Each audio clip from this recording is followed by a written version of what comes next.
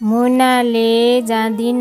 भन्दा पनि चन्द्रेले मुनालाई सुशीलसँग पठाएर के साबित गर्न खोजेका होलान् त। आउनुहोस् आज हामी यसै विषयमा रहेर छोटो कुराकानी गर्न गइरहेका छौँ भन्दै आजको भिडियो सुरु गरौँ। चन्द्रेले मुनाको मनको कुरा बुझेपछि चन्द्रेले सन्देशको बुबालाई फोन गर्दै सुशीलजीलाई एकचोटि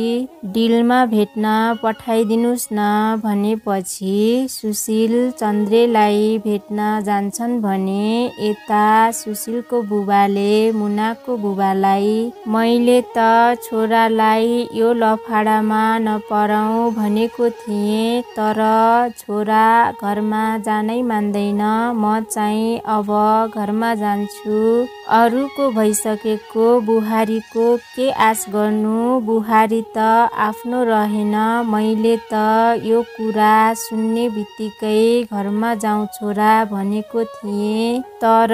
हजुरको नयाँ ज्वाइँ आएर के कुरा गर्नु छ भन्दै फर्काएर ल्याउनु भयो, बसे पनि अब छोरा बस्छ होला हजुर, अब म चाहिँ लाग्छु भनेपछि यता मुनाको कान्छी आमाले सुशीलको बुबालाई बसौँ न हजुर बसौँ, एक दुई दिन यतै बस्दा के बितिन्छ र भनेपछि साइनो नै नभएको घरमा के बस्नु र हजुर, गाउँलेहरूले पनि के भन्लान्, अब म त जान्छु हजुर, पहिला पो बुहारीको माइत हो भनेर बस्न मिल्थ्यो, अब त बुहारी पनि अर्कैको भइसकेको रहेछ भन्दै गर्दा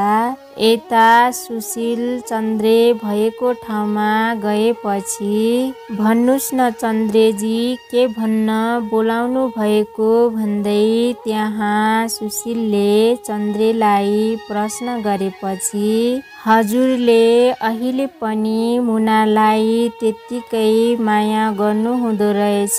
मैले भनेको मान्नुहुन्छ भने मुनालाई तपाईले लैजानुहोस् भन्दै चन्द्रेले सुशीललाई भनेपछि तपाईले पनि त एउटा विधवा नारीलाई सिउँदोमा सिन्दुर रङ्गाएर घरमा भित्राउनु भयो, के तपाईले पनि मुनालाई माया गर्नु हुँदैन र, मुनाले जान्छु भने पनि म मुनालाई लैजाँदिन भन्दै गर्दा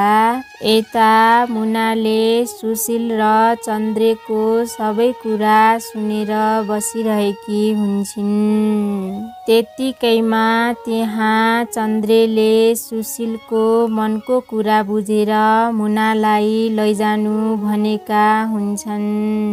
चन्द्रेको कुरा सुन्ने बित्तिकै यता मुना रुँदै त्यहाँबाट जान्छन् भने सुशील पनि त्यहाँबाट गएपछि मलाई कस्तो सकस बनायो दैव, मलाई पनि मुनाको माया कहाँ नलाग्ने हो र, माया त लाग्छ नि, मैले पनि मुनालाई त्यत्तिकै कहाँ भुल्न सक्छु र, किन चन्द्रेले मुनालाई सुशीलको साथमा पठाउन खोजेका होलान् त भन्दै आजको भिडियोबाट बिदा हुन्छु। हस्त नमस्ते, जय नेपाल, बाई बाई।